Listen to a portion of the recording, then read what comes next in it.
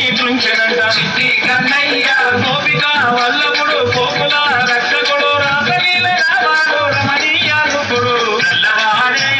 గుల్లవాడే అమ్మమ్మో అల్లరి పిల్లగాడే నల్లవాడే గుల్లవాడే అమ్మమ్మో అల్లరి పిల్లగాడే